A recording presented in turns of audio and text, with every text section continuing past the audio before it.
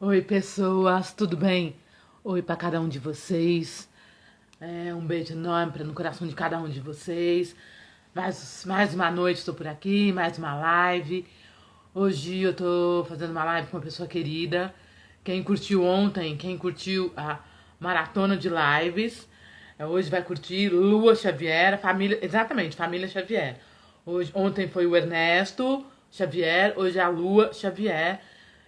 Também é neta do casal Chica Xavier e Clementino Quelé. E ela é maravilhosa. Ela também eu bato cabeça pra ela. Eu gosto demais da Lua. Ela já entrou aqui, mas eu tenho que fazer as apresentações, senão vai ser uma piruagem danada. Então eu gosto demais da Lua. Curto a Lua, bato cabeça. Bota a conversa, bora. Vamos conversar, vamos conversar, vamos conversar, gente. Cadê vocês? Cadê vocês? Cadê Lua? Cadê Lua? Cadê Lua? Cadê Lua Xavier? Cadê Lua Xavier? Oi, corações. Oi, historiadora oficial. Você deve ser formada em história. Ângela, tudo bem, Ângela? Você tá bem? Vou dar um tchauzinho pra você. Você adora cenar isso aqui, eu acho um luxo, gente. Oi, Lua. Oiê! Muito obrigada, Nossa Senhora da Live. A internet está ruim, mas você nos ajudou, Nossa Senhora da Live. Gente, ela tá no Cheguei! carão, no cabelão. Me arrumei toda, É... passei até perfume, tá sentindo daí? Gente, eu tô aqui, ó, de camisetinha, Brasil, para falar que Brasil, a gente vai sair dessa. Bora, bora que a gente vai sair. Vamos. Por que eu tô nesse astral bacana, gente? Porque a Lua é um baita de um astral, é um baita de um astral. Ai, Ela tá sempre obrigada. pra cima. E eu quero apresentar para vocês. Ontem eu entrevistei o irmão dela, o Ernesto, Sim. e hoje eu tô entrevistando ela. Ai, Ruth, você vai entrevistar a família inteira? Vou, porque eu bato cabeça para essa família de paixão. Adoro todo mundo da E, família. porque você sabe Gente, que essa recíproca é muito verdadeira, né? Que não tem ninguém dessa família que não ouça a gente falar sempre sobre Ruth e Raquel.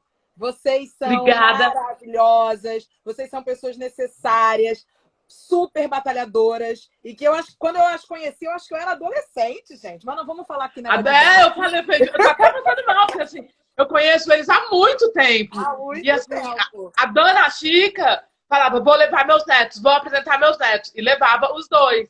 Então, assim, já Exato. estou me sentindo meio que tia, mas isso abafa o caso, não vamos entrar Vamos nessa pular essa história toda. parte. Vamos pular. Gente, eu sou assim, super fã da Lua, porque a Lua tem uma energia bacana, a Lua tem uma autoestima maravilhosa, a Lua é uma mulher, o sinônimo de empoderada. A Lua está no GNT, apresentando um programa no GNT. Vocês sabem o que é isso, gente? Uma Sim! TV fechada, foi o que eu falei ontem. Nem todo mundo tem acesso a TV fechada, é uma coisa elitista ainda no nosso país.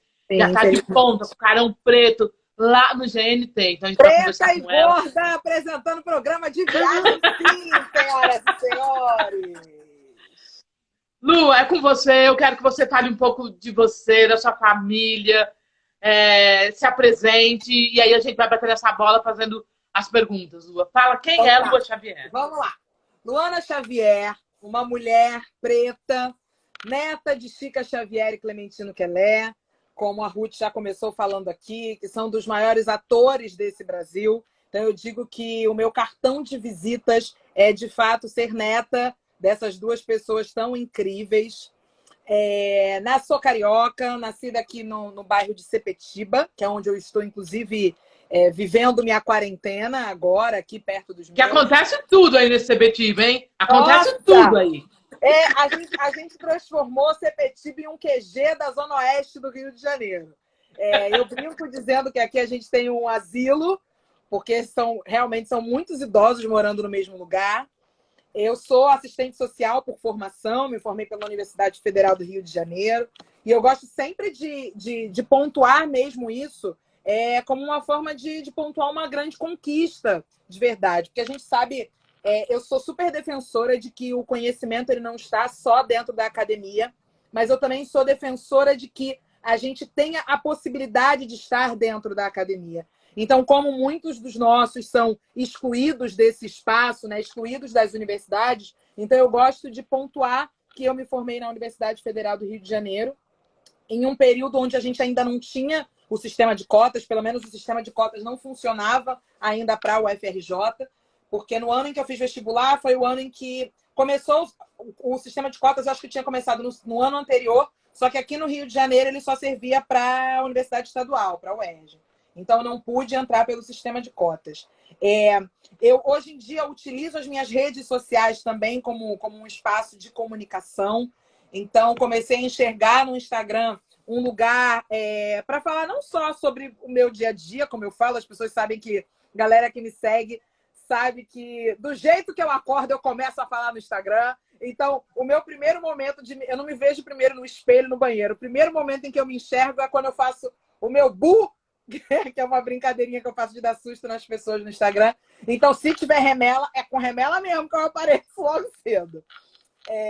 E comecei a enxergar esse espaço e eu acho que foi justamente através das redes sociais. E eu também sou super defensora das redes sociais e do crescimento das redes sociais. Eu não menosprezo esse espaço, muito pelo contrário. Eu tenho falado, Lua, eu tenho falado o seguinte, já faz uns 12 anos que eu e a Raquel começamos com a história do Mulher Negricia nas redes sociais, a gente acreditou nesse espaço, e eu acho que esse é um você espaço tinha um muito blog! Você tinha um blog! Mais de 5 milhões de acessos, e eu acho que esse espaço é um espaço que a gente tem que tomar de assalto. A gente vê aí as blogueiras, e não estou aqui fazendo caça às bruxas, fazendo caça aos brancos, mas assim, a Brancaiara tá toda na rede social, tá ganhando dinheiro, tá se empoderando. Muito dinheiro. Muito dinheiro. Você não tem noção, gente. Muito dinheiro. Então, assim, é um espaço que a gente tem que entrar, tem que tomar de assalto para falar das nossas coisas, empoderar o nosso povo, falar de autoestima. E a Lua faz muito bem isso. Entrem lá no Instagram da Lua, ela já ultrapassou os 100 mil e ela fez festa quando ultrapassou os 100 mil. Assim, gente, vamos seguir, compartilhar, dar like do nosso povo preto na internet, gente.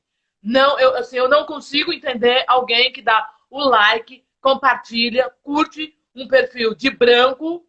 Acho que tudo bem, legal, você pode ir lá e compartilhar, mas você tem que ir lá e compartilhar o perfil dos nossos irmãos, também, da nossa pretada. Exatamente. E aí eu acho que através pelo meu crescimento mesmo nas redes sociais, que eu acabei chegando no canal GNT. Porque, na verdade, a minha história com o canal GNT, ela é bem bacana, assim, porque a Giovanna Eubank, que muita gente conhece, ela tem um canal no YouTube e ela se tornou uma youtuber super de sucesso. E nós somos amigas, assim, não que a gente conviva sempre, mas a gente faz parte do mesmo círculo, assim, de amizades. E ela me convidou uma vez para dar, na verdade... Qual o arroba da Lu? Estão perguntando aqui, Lu, qual o seu arroba? Arroba Lua Xavier.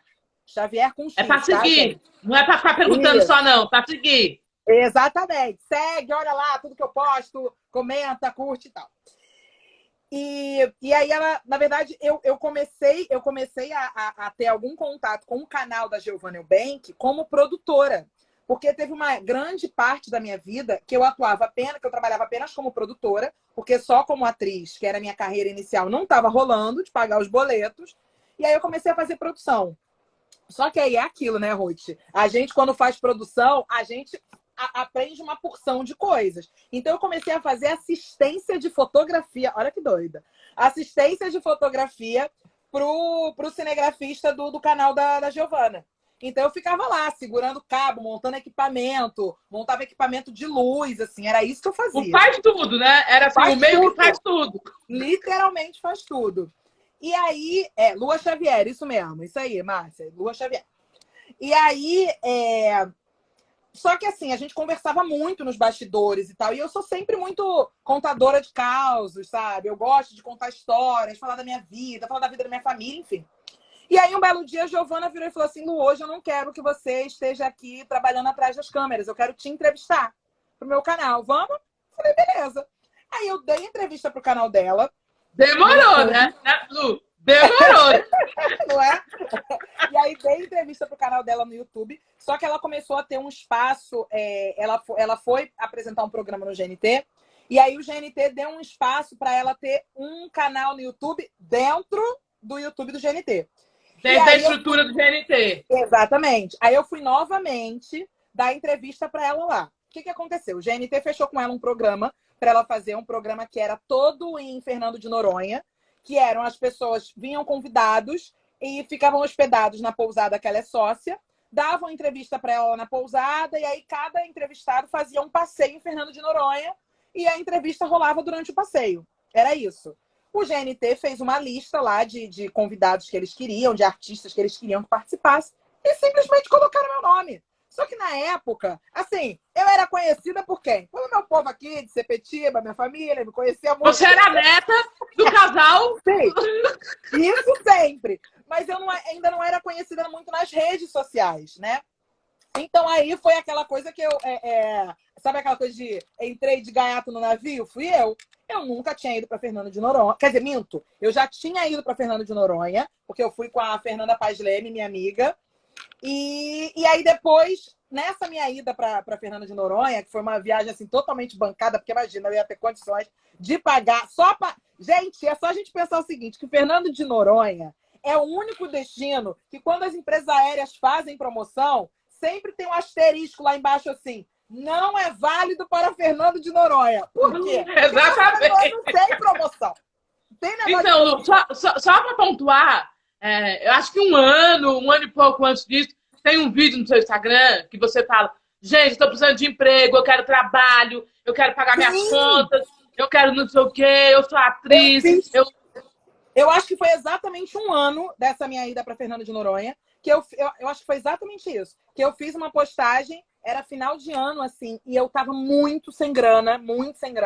E eu fiz uma postagem falando, gente, sei lá, eu comecei a me oferecer para um monte de coisa. Ainda não era uma época que tava rolando essa onda de Uber e tal, mas eu lembro que eu falava assim, olha, eu sei dirigir, sei lá, de repente vocês precisam de alguém que saiba dirigir. Eu sou produtora, sou atriz, se vocês precisarem que eu faça vídeo institucional. Eu estava nessa busca, né, de emprego. E aí rolou essa ida para Fernando de Noronha. Nessa ida para Fernando de Noronha, eu fiquei numa pousada cheia de gente mega famosa. Então tinha Neymar, tinha Bruna Marquezine, não sei o quê. E as pessoas começaram a me seguir no Instagram por conta disso. Porque o que os fãs dessa galera bombada fazem?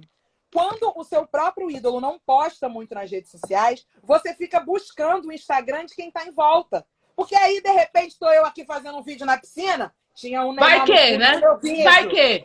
Vai que, né? Exato!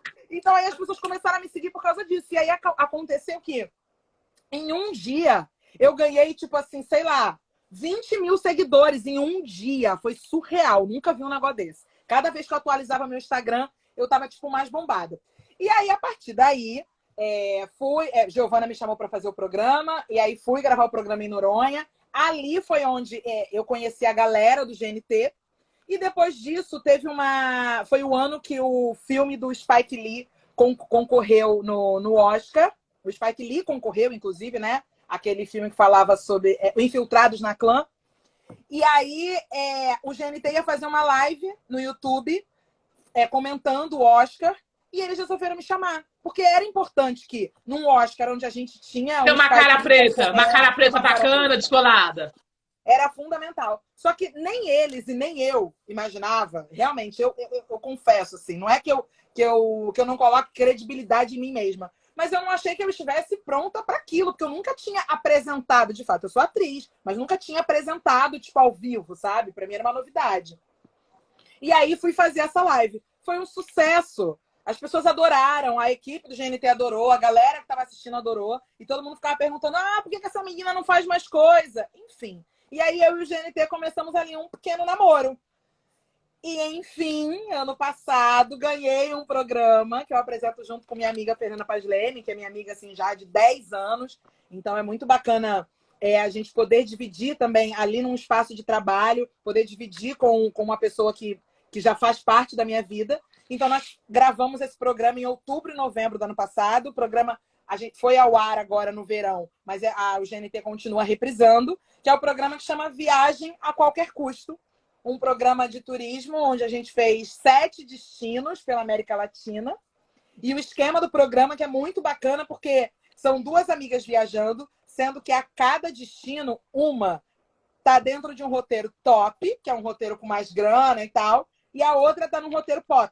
E aí, a cada destino, a gente vai revezando. Então, Lu, você é muito transparente, a ponto de vir em praça pública, que hoje, eu repito, a praça pública é a internet, nossa praça pública hoje é a internet, e você é transparente a ponto de vir falar, gente, eu preciso de emprego, eu quero emprego, eu faço qualquer coisa.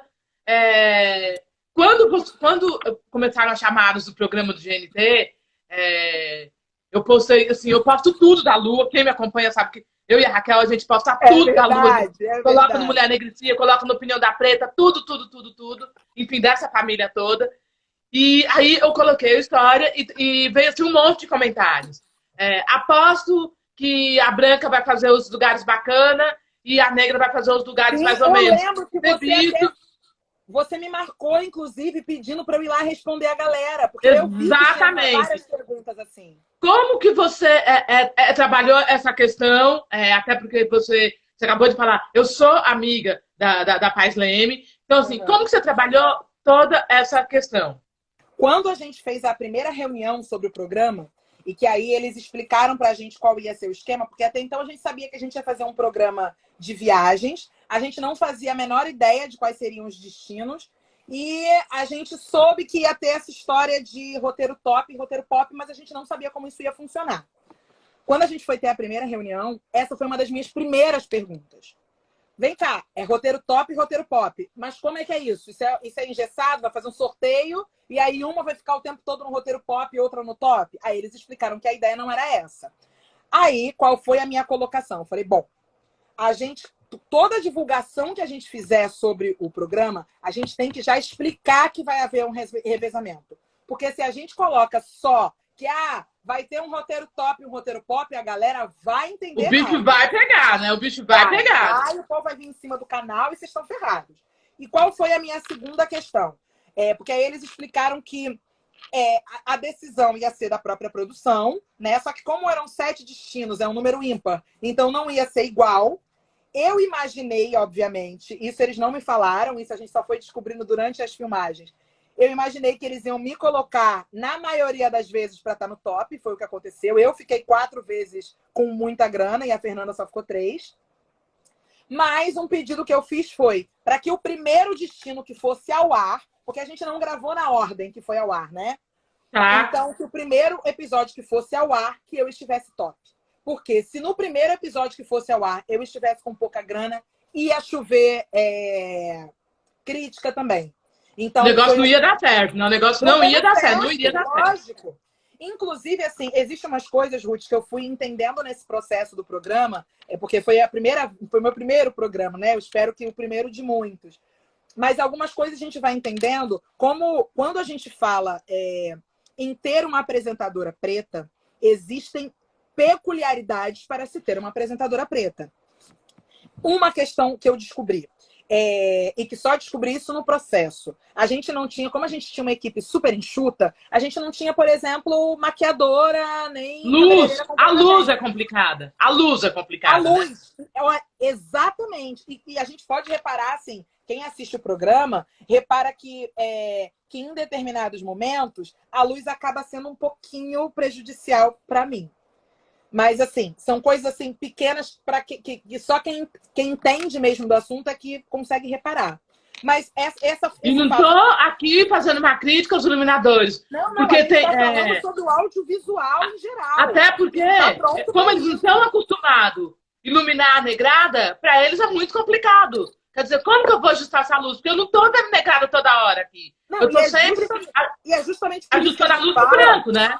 Que a gente precisa que a galera preta esteja ocupando todos esses espaços. Porque se a gente tem um iluminador preto, se a gente tem um cinegrafista, um diretor de fotografia ou diretora de fotografia preta, a gente não vai passar por esse tipo de problema. Só que como a gente tem, na maioria das vezes, equipes totalmente brancas, essa galera não se preparou para isso. Então, qual foi um problema que eu tive também, além dessa questão da luz? A gente não tinha cabeleireira nem maquiadora. Beleza. Eu, Luana, por mim, do jeito que eu acordasse, eu poderia ir.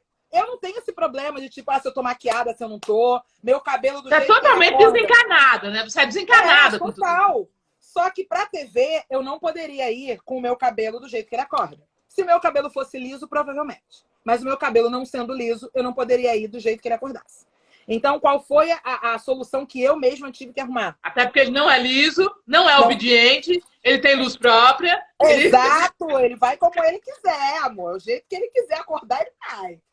E aí, eu decidi ir de cabelo trançado, para poder facilitar, para não ter que ficar todo dia tendo que resolver, tendo que botar um turbante ou fazendo um penteado, enfim. Ok. Qual foi o grande problema que eu tive? Muitos dos passeios que eu fiz, eu subia a montanha de gelo, e aí você tem todo um equipamento de segurança. O capacete não cabia na minha cabeça, por conta das tranças. Então, todos os passeios que eu fiz e que eu tinha que usar capacete, eu não usei capacete porque ele não cabia. E aí, onde é que tá? Bom, aí você morria com toda essa... Se eu caísse e batesse a cabeça, eu não tava aqui nem fazendo essa live com você. Então, eu corri risco de verdade.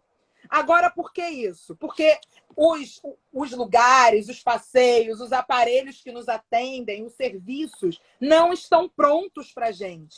Eles não pensam na gente. Assim como... Lua, eu arrisco a dizer que até a gente não tá pronto pra gente, né? Você concorda comigo? Que até a gente ainda não tá pronto pra gente? Porque o nosso perrengue é tanto. Exato. É porque, assim, a gente tem tanta coisa para pensar, porque a gente precisa acordar sempre tão em alerta pra gente se defender do racismo, porque ele bate a nossa porta todo dia, que às vezes a gente não tem tempo de pensar nos mínimos detalhes. E de ficar pronta pra história toda, né? A gente... Não, e assim, e isso que você está dizendo, assim, de estar pronta, né? Inclusive, da gente estar pronta no nosso discurso. Porque no momento em que eu me deparei com isso, o que uma pessoa, de repente, sei lá, que fosse portadora de alguma necessidade especial, né? E que não tivesse o acesso ali para ela participar de uma atividade como essa, ela daria um escândalo, reclamaria e diria, não vou. Agora, eu não tive nem essa... Eu não tive essa atitude de dizer não vou, não tive essa coragem de dizer não vou, mas que se a gente for pensar na realidade, eu teria que dizer que eu não ia. Porque se eu não tinha... Mas é isso que eu tô falando. Eu podia fazer. Então, as coisas para nós são muito difíceis, são muito complicadas, e a gente tem o tempo todo estar atenta para essa questão do racismo estrutural, dessa coisa toda. Então a gente não se prepara para o admirável mundo novo. A gente briga muito para chegar nesse mundo novo, a gente levanta a bandeira, a gente luta, mas a gente não está preparado.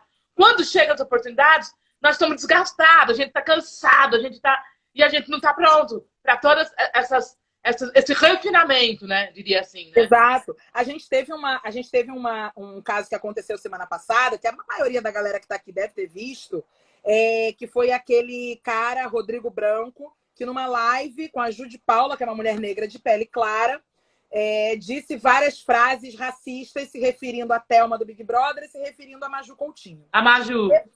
Eu participo de um grupo que é o Potências Negras. A gente fez um movimento bem grande a partir desse episódio. É um movimento onde a gente diz para a branquitude que o seu silêncio é racismo. Então, não basta você se conscientizar, né? Você entender que o racismo é um câncer nessa sociedade que a gente vive, que o racismo estrutural ele faz parte da criação da nossa sociedade brasileira. Não basta isso. Você tem que também se colocar, né? Porque as pessoas não podem achar que só quem é preto tem que reclamar e apontar e dizer das situações racistas que passam. Porque se você é uma pessoa senão branca... fica muito cômodo, né? O cara faz a piada racista do meu lado, eu não falo nada. E a gente ainda tem que batalhar sozinho, né? Então, aí aconteceu isso. E esse episódio, se eu não me engano, aconteceu de uma segunda para uma terça-feira. Na terça-feira, a gente se movimentou e fez essa campanha, O Seu Silêncio é Racismo. Quando chegou no sábado, a gente recebeu a notícia desses cientistas franceses que queriam começar a fazer os testes da vacina do teste na África. Na África. Que é o continente onde tem menor número de casos. E ali, quando esses episódios aconteceram assim tão próximos, eu só comecei a pensar, cara, a gente não tem descanso. Não, e uma semana antes tinha rolado a história do pente gato com o Babu. Sim, exatamente. Uma semana, 4 dias antes. Então, assim, tudo isso é muito pesado para nós, é muito pesado para a gente. Muito. E aí, então, mas como vocês não estão preparados? A gente tem talento de sobra, a gente tem garra de sobra, a gente tem vontade, a gente tem... Mas tudo isso nos deixa muito cansado, fisicamente e emocionalmente, né, Lua? Sim, porque é uma coisa que a gente fala muito assim dentro de alguns grupos de movimento negro e de militância, que, que a partir do momento que a gente começa a se conscientizar, né, e a entender que a luta contra o racismo, para a gente que é preto, é uma questão de sobrevivência, a partir do momento que os nossos olhos começam a se abrir para isso, para esse debate, para a militância em prol do nosso povo, é muito difícil porque a gente não consegue voltar atrás. A partir do momento que você começa a enxergar essas coisas, ferrou. Porque aí em todo espaço e lugar, você começa a olhar de outra forma. Então, depois que você gritou a primeira vez, é igual cheque sem fundo, gente. O primeiro cheque sem fundo você dá, você fica mal, você nem dá, depois você nem liga mais, assina no carão, cheque. Militante, exatamente. Depois que você gritou, depois que você colocou e colocou sua cara pra cima, colocou sua cara no sol, tudo, você tem que marcar a sua posição. E todo dia, todo instante, a gente tem que marcar a posição, né? Não, e eu brinco assim que, poxa, as pessoas acham que a gente acorda querendo falar de racismo, né? Que tipo, eu acordei, tô com meu despertador. Ai, deixa eu ver aqui, deixa eu dar uma entrada no Google aqui, ver qual é o novo caso racista que tem, para eu dar uma acompanhada. Não é! A gente fala de racismo porque a gente precisa falar, porque é sobrevivência. Não é porque a gente gosta. Eu queria falar sobre amenidades, sabe? Eu queria falar, sei lá, sobre sexo, entendeu? Queria falar sobre a minha família, que eu faço essa brincadeira, né? Que eu falei aqui no início, de que aqui é o meu asilo. Queria fazer vídeo só com os meus velhos, sabe? Era isso que eu queria fazer. Mas só que eu entrevistei o Rodrigo França essa semana ainda e ele falou isso. E no final das contas, o povo ainda fala que nós somos amargos, que nós estamos sempre, sabe, gritando, que a gente tá sempre brigando, que a gente... Mas nos resta outra coisa. Nos resta... Não tem, a gente não tem uma outra opção. Exatamente. Porque tá falando todos os dias, que é o que você falou. É uma atrás da outra, né? É uma atrás da outra. É uma atrás da outra. É puxar. Aí você tá falando... agora... Fala. Você tá falando que você se posiciona sempre. Quem segue você no Instagram, você tem posições. Então a Lua tá sempre envolvida. Ela defende as convicções, as ideologias, tanto na questão da religiosidade, na questão da cor da pele, nessa questão toda. E a Lua tá sempre envolvida nos bafão, né? Ela teve envolvida aí na questão das duas moças lá que tiram um pedaço da música. Sim. Oh, meu Deus. Me fala como que é essa questão dessa Lua tá sempre envolvida. Você, de alguma forma, você não teve medo de ficar rotulada? Ou você falou agora, como a Lua tá sempre aqui, nhenhenhen. Se eu te disser que não bate um medo, é mentira. Bate sim. E isso é uma coisa que eu tô tratando, inclusive, na terapia. Eu, hoje em dia, levanto muito... Essa é outra bandeira que eu levanto, que é, gente, façam terapia. Façam terapia, porque é extremamente necessário. E eu que coloco, assim, me abro tanto nas redes sociais, acaba sendo mais importante ainda. Porque as pessoas também me cobram posicionamento. Isso tira um pouco da nossa humanidade também. Que é o tanto de mensagens que eu recebo das pessoas perguntando: você não vai falar sobre isso? Aconteceu isso aqui, atacaram essa pessoa, mataram esse rapaz no supermercado. Você não vai falar sobre isso? Então, tem dia que a gente quer se fazer de morta, você abre o direct, você inspira o direct lá, mas tá cheio. Então, uma coisa que eu tô aprendendo na terapia é: respira primeiro. Então, o que antes dessa dupla, né, de cantoras que também suprimiram a palavra Iemanjá, porque acharam que por terem outra religião não poderiam falar o nome de um orixá. Antes, o que eu falei foi sobre uma banda baiana e que o cantor começou a suprimir todas essas palavras, né? Essas palavras que se referiam a candomblé, ele começou a suprimir da música. Eu estava no show, eu sou muito fã da banda, e fiquei muito decepcionada. Então, o que eu comecei a aprender na terapia? É dar essa respirada, assim, porque eu saí do show, cheguei em casa e na mesma hora eu postei falando disso. Eu escrevi um textão e postei o vídeo provando que ele estava tirando todas as palavras que se referiam a candomblé da música. E o que eu comecei a entender é que tem que dar uma respirada, porque às vezes tem certas brigas que não vale a pena a gente comprar. E aí as pessoas vão me perguntar, mas não vale comprar porque você vai se queimar e isso vai te atrapalhar, fechar trabalho? Também, porque hoje em dia as redes sociais são um meio também de eu ganhar dinheiro, sabe? Então a gente realmente tem que pensar, porque não dá para pensar só na ideologia, sabe? Porque eu sei que em muitos momentos isso acaba fechando portas. Mas, paralelo a isso, o que eu digo é, tem certos momentos que não dá também pra gente ficar calado. Então não é sempre que eu consigo respirar fundo e dizer não vou falar sobre isso. Porque Até porque tem hora que é tão grotesco, tão grosseira a coisa, que tem que gritar, né? que tem que gritar.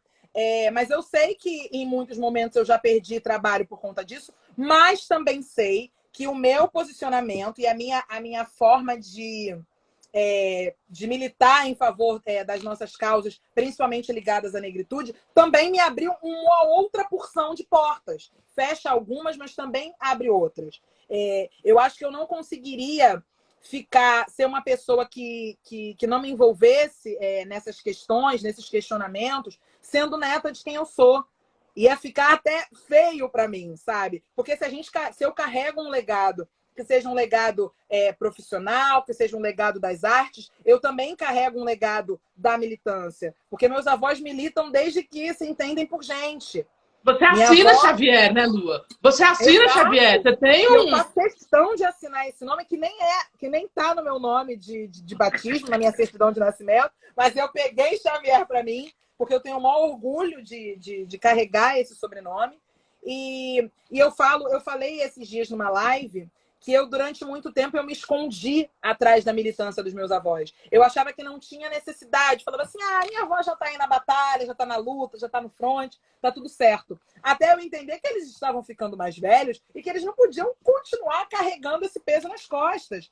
Porque se eles me deram como herança a carreira, se eu também tenho como herança o cargo de alorixá dentro do meu terreiro, o cargo que passa da minha avó para mim no momento em que ela não estiver mais entre Você nós. tem que ter o ônus e o bônus, né? Você vai ter que ter o ônus e o Exatamente. Não bônus. dá para querer só a parte boa, né? Tem que ter a parte da luta também. Foi aí que eu entendi que eu precisava também falar dessas questões. Mas continuo percebendo que eu tenho que escolher, vez ou outra eu vou ter que escolher quais brigas que eu vou comprar. Realmente não dá para comprar todas. Se eu comprar todas, eu não vou ter mais saúde mental para trabalhar, para cuidar da minha família, porque eu cuido também dos meus velhos todos. Então, eu tenho que escolher algumas brigas se vale a pena eu comprar ou não. Lua, Tem briga, mudando um pouco briga de de assunto, você é uma mulher bonita, eu te acho bonita, você tem um carão, você é uma mulher linda, linda em todos os sentidos, empoderada, autoestima, alto astral, muito pra cima. E falo isso com o maior carinho, não tô aqui jogando confete, porque eu falei pro seu irmão, eu gosto da sua família e você sabe disso. A gente sabe que é Você tem uma relação muito legal com seu irmão, você tem uma relação maravilhosa. Eu acho que vocês até saem um pouco do padrão, porque irmãs com irmãs tudo bem, irmão com irmão tudo bem, irmã e irmão não é tão usual essa coisa. Vocês viajam juntos, vocês sabem roteiros juntos de viagem e tal. Isso. Você é uma mulher negra. O que você sentiu quando você viu aquele vídeo do Ernesto há uns 10 dias atrás na internet? Falando sobre a questão da mulher negra. Para quem não viu o vídeo, porque vocês postaram o vídeo dele, né? Mas para quem não viu ou não tá sabendo da história, meu irmão fez um vídeo super muito pessoal, assim, muito verdadeiro. Visceral, né? Visceral, né? Total. Contando o fato dele, durante muito tempo, ter sempre mantido relações, em sua maioria, com mulheres brancas, né? E falando sobre essa questão da autoestima, de como a autoestima do homem negro, na maioria dos homens negros brasileiros, vai sendo construída ao longo do tempo. Na realidade, são dois vídeos, porque um completa o outro, né? Ele faz um antes, ele faz um vídeo de 2, 3 dias, que um completa o outro. Exato, né? Exato. E o que acontece? Ano passado, no Dia dos Namorados, eu postei um vídeo que acabou viralizando demais, que era um vídeo onde eu falava sobre solidão da mulher negra. E eu sou uma mulher de 32 anos que nunca teve um relacionamento afetivo de fato. Então, eu fiz esse vídeo e, na época, meu irmão postou no mesmo dia, no Dia dos Namorados, ele postou uma foto com a namorada dele, na época, que era uma mulher branca, onde ele contava que era a primeira vez na vida, ele é 3 anos mais velho que eu, mas era a primeira vez na vida que ele passava um Dia dos Namorados namorando. Não que ele não tenha tido relacionamentos, mas por acaso nunca calhava dele estar namorando nessa data. E aí o que aconteceu é, muita gente que me segue meu irmão também. Então, muitas mulheres viram o meu vídeo e foram lá falar no Instagram dele assim, pô, você é um cara preto, sua irmã é uma mulher preta, ela tá falando lá sobre a solidão da mulher negra, e você no mesmo dia posta uma foto namorando uma mulher branca, pra você tá tudo Feliz, certo, né? Tá aqui no carão, feliz. Rolou esse debate, né? E aí, na época, para mim, foi muito complicado, porque eu não ia fazer nenhuma retratação ou defender meu irmão de alguma forma, porque eu acho que as escolhas são individuais. Mas, ao mesmo tempo que eu entendo que as escolhas são individuais, eu entendo que o gosto ele é construído socialmente. Então, a imagem que é criada para todos nós, pessoas pretas e pessoas brancas também, a imagem que é criada do protótipo do amor é uma figura de uma pessoa branca. É uma figura de uma pessoa de pele clara, é uma figura de uma pessoa de traços finos, é uma figura de uma pessoa que ocupa, de repente, cargos profissionais de destaque na sociedade. É essa figura que vai sendo criada para a gente. Só que o que acontece com a maioria das mulheres pretas é que nós não somos escolhidas. E estou falando aí em relações heterossexuais, porque eu estou falando do meu ponto de vista. Nós não somos escolhidas pelos homens pretos, mas nós também não somos escolhidas pelos homens brancos. Nós não somos escolhidas, no final das contas, por ninguém. Então, o que nos resta, de fato, é a solidão. Eu não estou falando sobre 100% das mulheres pretas, mas eu estou falando de estatísticas onde a maioria das mulheres pretas, elas são chefes de família e são chefes de família sozinhas. Então, o número de mulheres que comandam suas famílias e que têm filhos e que os pais não assumem, ou que os pais não pagam pensão, ou que os pais não são participativos. Então, eu estou falando de estatística. O que acontece é que... Eu acho, só um parênteses, Lu, que é tão cruel essa coisa toda que eu costumo dizer. Eu não namorei no meu tempo de ginásio. Quando todas as meninas estavam lá no murão, lá fora antes de entrar, namorando, a gente não teve isso. Não, imagina, de jeito nenhum. A gente era de ter namoradinho. Eu tinha vários amigos. Os meninos eram super meus amigos e eu é que fazia a ponte ali. Que era o cupido, que fazia o cupido. Exatamente. Cupido. É o que sobra. E a gente acaba aceitando, digamos, esse lugar, porque pra gente o sofrimento vai ser menor se a gente tiver pelo menos um amigo, já que a gente não pode ter um namoradinho, né? Um ficante, peguete, seja lá o termo. De ser bacana, né? Puta, a Lu é tão bacana, a Ruth é tão bacana, ela é tão legal, ela é descolada. Isso, mas ninguém quer beijar minha boca, né? Sou maravilhosa, mas ninguém quer beijar minha boca. Exato. E aí, o que aconteceu nessa época que eu postei esse vídeo, que teve essa postagem do meu irmão, eu tentei conversar com ele sobre o assunto, mas era muito delicado, porque, embora nós somos muito amigos, assim, mas é um assunto muito delicado de se conversar, né? E aí, hoje, passado já quase um ano desse episódio, o que eu digo é, esse assunto sempre foi debatido dentro da minha casa. Então, o fato do meu irmão e de outros parentes também da família serem homens pretos, que em sua maioria tinham relacionamentos com mulheres brancas, isso era conversado dentro de casa.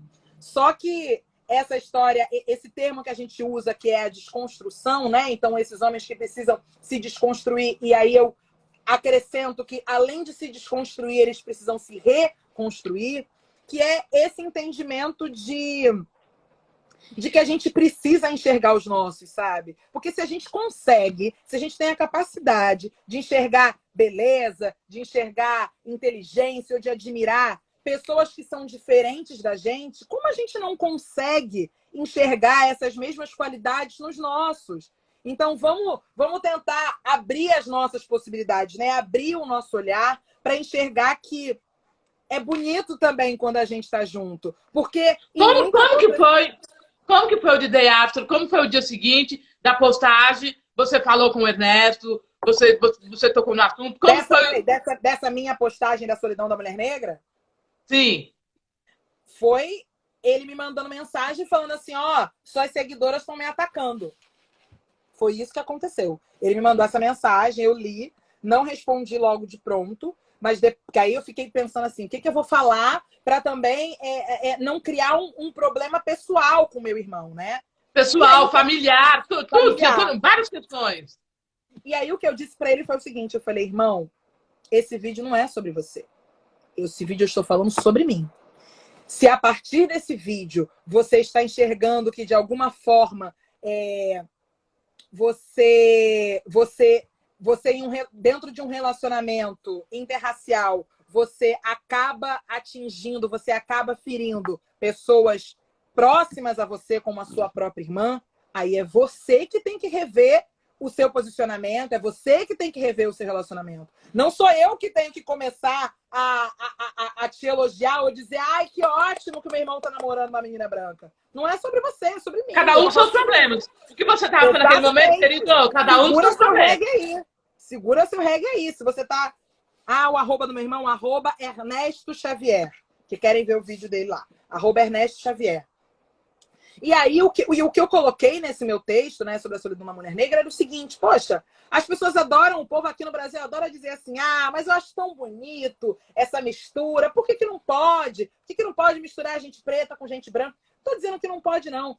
Mas só que em outras sociedades, você vê oriental só casa com oriental, judeu só casa com judeu, mas quando chega aqui, não. Aí, no nosso caso, tem que miscigenar. Querem obrigar a gente a botar a goela abaixo de que a gente tem que miscigenar. Mas a gente precisa se enxergar enquanto povo, a gente precisa... Existe uma coisa também que isso a gente traz dos nossos ancestrais e da nossa africanidade, que é essa coisa do crescimento junto. Então, é muito mais fácil que um homem preto ele entenda as dores que eu passo, ele entenda o que me fere, porque ele é igual a mim. Então, muito provavelmente, as dificuldades que o racismo foi colocando no meu caminho, o racismo deve ter colocado no caminho dele também. Porque se eu estiver dentro de um relacionamento interracial, eu não estou dizendo que se eu estiver com um cara branco, ele não vai se solidarizar com a minha dor. Mas ele não vai entender de forma nenhuma. Mas jamais ele vai entender o seu sentimento. Ele pode... Jamais. Mas jamais. Isso é real. Assim. E eu tenho tido cada vez mais certeza disso, até ouvindo outros relatos de outras pessoas também em seus respectivos relacionamentos, né? E eu acho que o bacana desse vídeo do meu irmão foi porque ele conseguiu se abrir de verdade, inclusive colocando questionamentos que ele ainda não encontrou a resposta, porque a gente também não tem a resposta para tudo, sabe? O que a gente sabe é que o racismo, ele pauta a nossa vida, não tem como não pautar, porque existem muitos espaços que a gente ainda não consegue alcançar, porque as pessoas acham que a gente não merece estar ali, que a gente não tem direito, não tem capacidade de ocupar aquele espaço. Então, o racismo, ele realmente nos pauta ainda. E, a partir disso, a gente tem que começar a enxergar como que a gente vai lidar com essas questões. Inclusive, isso que a gente falou aqui no início da live, que era, poxa, que todo dia, em algum momento, a gente precisa falar sobre racismo, sim, né? Porque ele vai, aos poucos, ele vai nos dizimando, seja literalmente, seja na arma da polícia, que sempre acha os nossos corpos pretos primeiro, ou seja, na pressão psicológica que a gente sofre nessa sociedade. Se a gente precisa enxergar e falar disso todo dia, chega uma hora que, se você está num relacionamento interracial, a pessoa vai dizer assim, ai, que saco, eu tô de saco cheio de você falar isso toda hora. Infelizmente, a gente corre esse risco. E a gente, com certeza, corre muito menos risco se a gente estiver dentro de um relacionamento com uma pessoa preta também, que vai saber que o fato da gente falar de racismo todo dia é uma questão de sobrevivência, não é uma escolha. Tá, me fala uma coisa. Você começou a live falando o seguinte, eu te elogiei, você falou assim, eu sou uma mulher preta, eu sou uma mulher gorda, você está falando o seguinte, eu estou fora do padrão, mas você tem uma autoestima maravilhosa. Como você trabalha essa autoestima todos os dias? Porque eu costumo dizer que trabalhar a autoestima num processo que a gente veio, que a gente não beijou na boca na época de escola. São várias coisas. A questão do cabelo, são tantas coisas. Como que você faz para trabalhar todo dia essa autoestima e poder levantar, olhar no espelho e sair pra rua? Eu tô pronta. Bora lá, vambora no caramba. Como você faz? A verdade nenhuma de nós, né, mulheres, assim, a gente acorda todo dia se achando maravilhosa. Mas eu acho que eu tive um momento em que a minha chave virou. E esse momento onde a minha chave virou foi quando eu comecei a enxergar que outras mulheres nas redes sociais me enxergavam como exemplo de alguma forma. E aí é claro que a partir disso a gente ganha uma nova responsabilidade. E eu comecei a entender que, poxa, se essa galera tá me admirando e tá me achando como exemplo, eu vou falar mais disso, né? Então eu vou falar mais sobre, não só sobre a Luana internamente, mas sobre a Luana aqui, estética, cara, corpo. Mas o momento, Ruth, em que Até porque o que você faz, Lua? Por exemplo, você faz vídeo sem maquiagem. Você falou, eu faço vídeo sem maquiagem. Já pode, Ciberamel, tudo certo. E bora lá. Você tá se lixando pro padrão, pra estética, pra coisinha pronta, arrumadinha. Exato, e posto foto e vídeo de biquíni. Não tem essa de, só vou usar maiô. Mas isso só aconteceu quando eu participei de um ensaio fotográfico.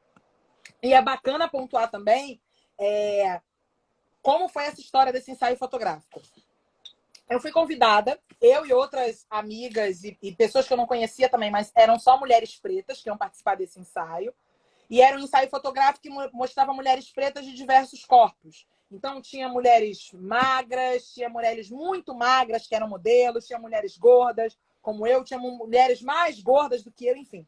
Vários tipos de corpos, vários tipos de cabelo, enfim. Só que esse cara que chamou a gente para fazer essas fotos, ele foi procurar várias marcas de roupa para vestirem a gente para esse ensaio. E qual foi a resposta que ele recebeu de mais de 12 marcas que ele perguntou?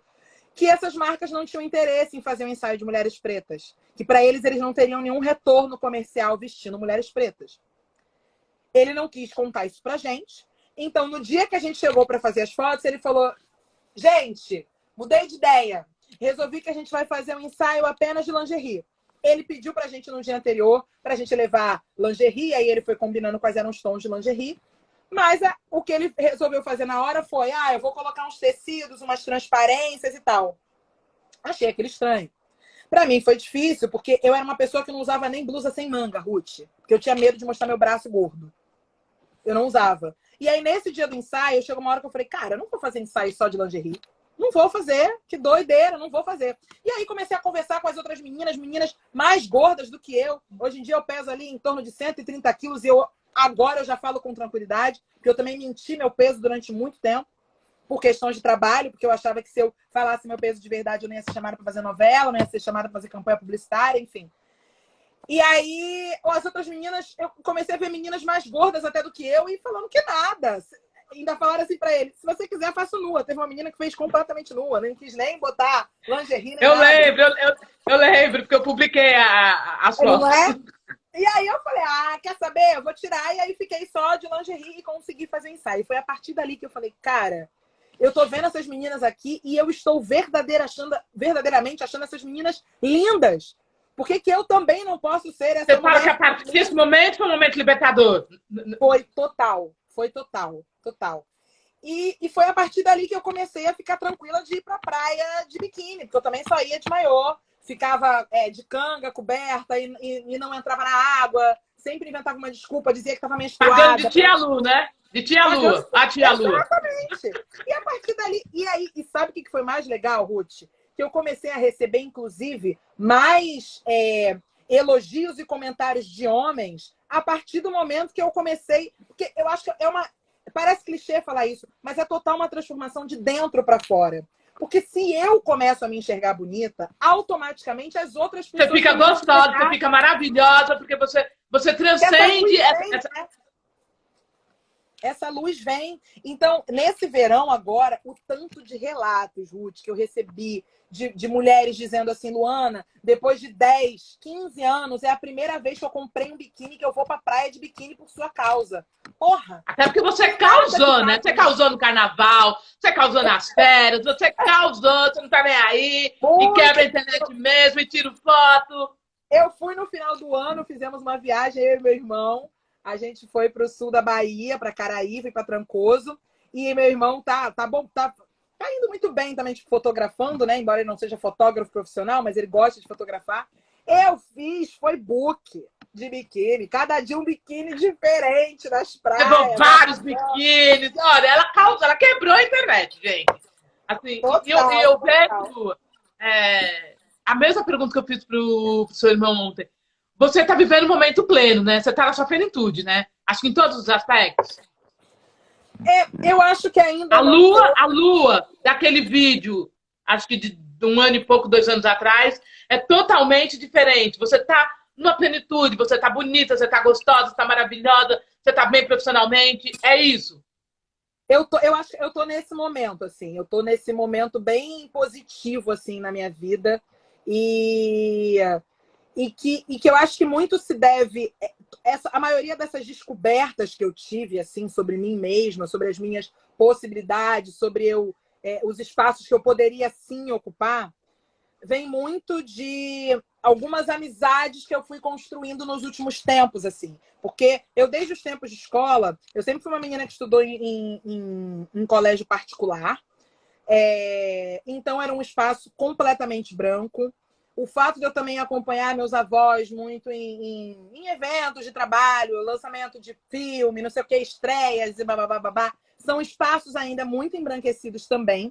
Então, durante muito tempo, eu convivia basicamente com pessoas brancas. As pessoas pretas que eu convivia eram da minha família, mas as minhas amizades, elas eram muito brancas.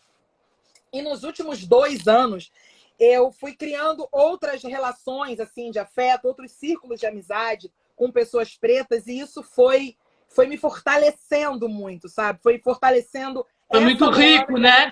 Te enriqueceu como pessoa, como preta, né, também, né? Exato. Então, eu acho que isso ajudou muito a chegar a essa Luana que está aqui conversando com você hoje. Uma coisa que eu comecei a fazer também quando eu comecei a trabalhar com produção durante muito tempo, que foi me esconder como produtora, né? Porque como as minhas oportunidades de trabalho como atriz acabavam sendo muito menores por eu ser uma mulher gorda e uma mulher preta, e aí eu comecei a perceber que eu poderia ser produtora, que era uma produtora com talento e tal. Comecei a falar assim, então eu vou ficar nesse cantinho aqui de produtora, só que eu sou apaixonada pela carreira de atriz, assim. A arte meu combustível de vida, sabe? Então, eu acabei me escondendo porque eu achava que a minha imagem, ela não vendia, porque é isso que o mercado tenta mostrar pra gente, que a nossa imagem não vende. Então eu fiquei me escondendo como produtora. E aí, nessas minhas novas relações de amizade, eu virei muito amiga de Tia Má, que é uma mulher incrível, né? Empoderadíssima. Super. E que ela mostra muito nas redes, e ela fala também sobre esses assuntos no próprio espetáculo dela, que ela tem um stand-up. Eu fui falando assim, cara, tem outras mulheres iguais a mim aí que estão dando a cara para bater, então eu vou dar minha cara para bater também. E isso tudo foi somando e fazendo com que eu conseguisse me enxergar como uma mulher bonita, como uma mulher atraente. Eu sabia que eu era talentosa e eu sempre soube também. E não preciso ter a humildade de dizer, não, eu estou em processo de aprendizado. Claro que a gente tem muita coisa para aprender, mas eu tenho talento pra cacete. Então, eu não estou apresentando um programa no GNT só porque, sei lá, porque foi alguém que indicou, foi alguém que me colocou lá por dentro. Sorte. Porque ela teve sorte, né? Não é essa história de eu estava no lugar certo na hora certa, não. Eu sou talentosa e também estava no lugar certo. Eu acho que é isso, acho que é uma soma de coisas, né? Então, tudo isso vai se juntando, vai se entrelaçando para fazer com que eu hoje esteja num momento de plenitude mesmo, né? Feliz com a minha carreira, feliz com essa minha nova carreira, que é a carreira de apresentadora. Tá faltando só mesmo o negócio do cobertor de orelha, gente. É isso aí que tá Só o faltando beijo na mesmo. boca, só o beijo na boca. Porque o resto, graças a Deus, tá caminhando super bem, gente. Lu, eu ficaria com você aqui até de madrugada conversando. Eu Você sabe que o Instagram derruba a gente, derruba o disjuntor e apaga a luz. A gente. Gratidão por você aceitar o convite. Gente, a live bombou. Tô olhando aqui os numerinhos aqui em cima, bombando. Eu vou convidar a Lua para fazer uma live no outro perfil, do Mulher Negricia também. Então, semana que vem a gente vai ter uma data, ela vai voltar. Bora. Gratidão, meu querida. Gratidão, um beijo enorme no seu coração. Que os orixás, que os deuses todos estejam com você todos os dias da tua vida. Lhe dando muito, mais e mais sucesso, porque sorte você já tem. Mais e mais sucesso, porque sucesso você já tem. Mais. Amém. Suas considerações finais. E saiba assim que você vai poder sempre contar comigo, que eu te amo de paixão, tanto eu como a Raca. Suas considerações finais, minha linda. Eu sei. Bom, eu quero dizer que estar nesse espaço aqui foi muito importante para mim, porque essas duas mulheres, Ruth, que está aqui conversando comigo, e Raquel, irmã dela, são pessoas fundamentais, assim, na minha vida, na história de vida dos meus avós, inclusive, e na história da arte neste país, porque eram elas as responsáveis pelo troféu Raça Negra, que era o troféu que fazia com que a gente se sentisse importante, que a gente pudesse acreditar no nosso talento. Eu vi, e vou fazer essa observação aqui muito rápida, que foi no Troféu Raça Negra que eu vi Glória Maria, essa grande jornalista, dizendo que estava pela primeira vez na vida recebendo um prêmio. Então vocês imaginem Glória Maria com tantos anos de carreira, com o talento que ela tem e que estava pela primeira vez na vida recebendo um prêmio, e foi no Troféu Raça Negra, que era produzido, pensado, realizado por essas duas mulheres, Ruth e Raquel. Vocês são fundamentais para a história da arte nesse país. Então, eu estou me sentindo lisonjeadíssima de estar aqui nesse espaço. Obrigada. Um beijo. Eu não vou nem ter condições de falar, porque você me emocionou. Então, eu não posso falar. Eu tenho que terminar. Um beijo rapidinho para não passar mico em praça pública. Beijo, querida. Muito obrigada. Beijo, meu amor. Beijo, gente. Obrigada.